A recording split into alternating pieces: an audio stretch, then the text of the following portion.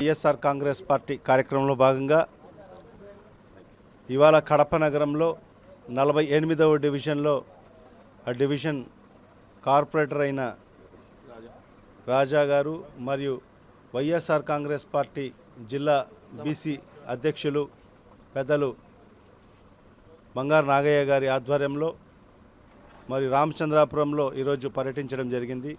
గడప గడపకు వెళ్ళడం జరిగింది.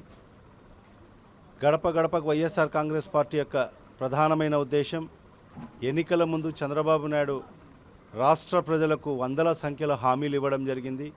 రైతులకు రుణమాఫీ అయితే ఏమి, మరియు డ్వాక్రా మహిళలకు పూర్తి స్థాయిగా రుణమాఫీ చేస్తామని చెప్పడం జరిగింది. ఇంటికి ఒక ఉద్యోగం ఇస్తామని చెప్పడం జరిగింది. నిరుద్యోగ భృతి కింద 2000 రూపాయలు నిరుద్యోగ భృతి ఇస్తామని చెప్పడం జరిగింది. ఈ విధంగా వందల సంఖ్యలో హామీలు ఇచ్చి ఈనాడు ఈ రాష్ట్ర ప్రభుత్వం అధికారంలోకి వచ్చి రెండున్నర సంవత్సరం పూర్తి అయినా కూడా ఒక్కటంటే ఒక్క హామీ కూడా నెరవేర్చుకోకుండా ఈరోజు ధనార్జనే ధ్యేయంగా ముందు పెట్టుకొని ఈరోజు ముఖ్యమంత్రి చంద్రబాబు నాయుడు గారు రియల్ ఎస్టేట్ వ్యాపారం చేసుకుంటూ అమరావతి అని పేరు చెప్పుకుంటూ వందల వేల కోట్ల రూపాయలు సంపాదించేదానికోసమే ప్రాధాన్యత ఇవ్వడం నిజంగా చాలా దారుణం. ఈరోజు ఇన్ని అబద్ధపు హామీలు ఇచ్చి ఏ ఒక్క హామీని కూడా నెరవేర్చుకోకుండా రైతులను మోసం చేయడం జరిగింది, మరియు మహిళలకు మోసం చేయడం జరిగింది, చదువుకున్న పిల్లలకు మోసం చేయడం జరిగింది, నిరుద్యోగులకు మోసం చేయడం జరిగింది, ఎవరైతే నిరుపేదలు ఉన్నారో ఇళ్ళు లేని వాళ్ళకందరికీ కూడా మోసం చేయడం జరిగింది. ఈ విధంగా అన్ని వర్గాల ప్రజలను మోసం చేసి ఈరోజు ఈ ప్రభుత్వం ముందుకు వెళ్ళడం నిజంగా చాలా దారుణం. ఈరోజు గడప గడపకు మనం వైఎస్ఆర్ కాంగ్రెస్ పార్టీని ప్రతి గడపకు వెళ్ళినా కూడా రైతులైతే మాకు ఒక్క రూపాయి కూడా రుణమాఫీ జరగలేదు, చంద్రబాబు నాయుడు మాటలు నమ్మి మేము మోసపోయామని చెప్పడం జరుగుతుంది.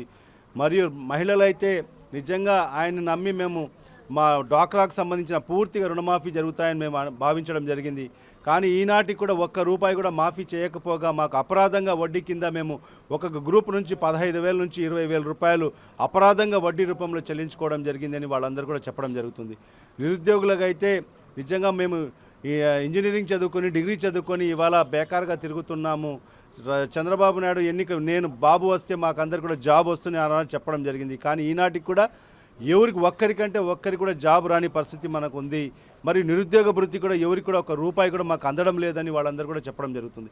ఈ విధంగా అన్ని అబద్ధపు హామీలు ఇచ్చేసి ఈరోజు రాష్ట్ర ప్రభుత్వం ఈరోజు చేస్తున్న ఈ దుర్మార్గానికి ఈరోజు ప్రజలకందరికీ కూడా వివరించాలి, ఈ ప్రభుత్వం చేసిన మోసాలన్నీ కూడా ప్రజలకు వివరించాలనే కార్యక్రమంలో భాగంగా మన నాయకుడు జగన్మోహన్ రెడ్డి గారి ఆదేశానుసారం ఈరోజు గడప గడపకు వైఎస్ఆర్ కాంగ్రెస్ పార్టీ ప్రతి గడపకు కూడా వెళ్ళడం జరుగుతుంది. ఖచ్చితంగా ప్రజల నుంచి కూడా దానికి అనూహ్య స్పందన లభిస్తుంది.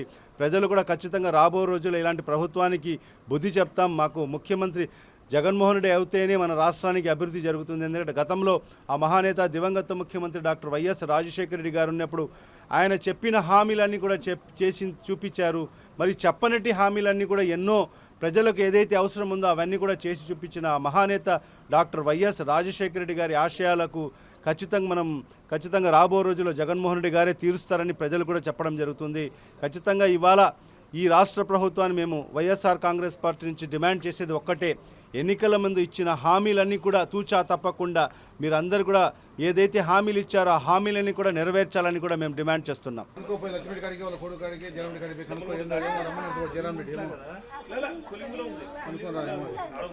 ఇప్పుడు ఇవాళ అది కాదమ్మా అందరికి చెప్పండి 600 పదలు 100 పదవచ్చినమ్మా ఫిలప్ చేసి మళ్ళీ మాకు ఇవ్వండి.